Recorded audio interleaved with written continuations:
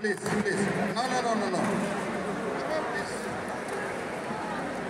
কে যাবে ওয়েটটা কার কত কত ওয়েট কত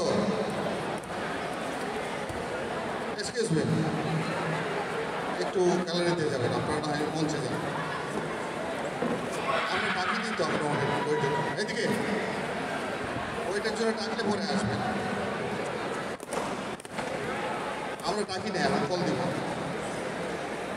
এই বাচ্চারা